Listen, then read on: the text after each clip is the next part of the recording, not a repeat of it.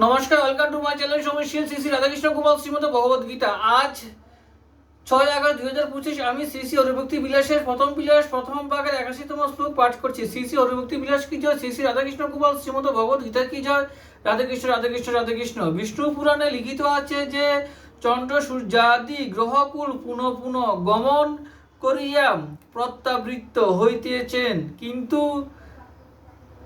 দশাক্ষর মন্ত্র চিন্তকগণ অদ্যাপি সংসারে পুনরাগমন করেন নাই।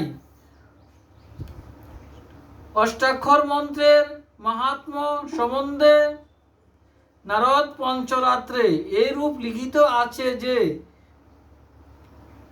বেদত্রয় ষড়ঙ্গ ছন্দ সমূহ যাবতীয় দেবতা এবং অন্যান্য বাঙ্গময় যাহা কিছু আছে তৎসমস্তই অষ্টাক্ষর মন্ত্রের অন্তর্ভূত।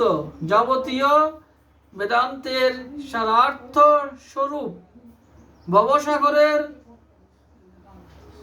তরণী তুল্য অষ্টাক্ষর মন্ত্র মুক্তিকামী মানবগণের একমাত্র গতি। অষ্টাক্ষর মন্ত্র সিদ্ধ মহাবাগ ব্যক্তি যে স্থানে নিবসতি করেন তথায় ভেদী দুর্ভিক্ষ ও তস্কর পরিভ্রমণ করিতে সমর্থ হয় না। দেব দানব গন্ধর্ব সিদ্ধ ও বিদ্যাধর প্রভৃতি সকলেই অষ্টাক্ষর মন্ত্রবিদ মহাত্মাকে প্রণাম করিয়া থাকেন। সাক্ষাৎ ভগবান নারায়ণই স্বয়ং অষ্টাক্ষর মন্ত্র রূপে মানবগণের বদনে বদনে প্রাদুর্ভূত হইতেছেন, ইহা স্পষ্টই প্রত্যক্ষ হইতেছে।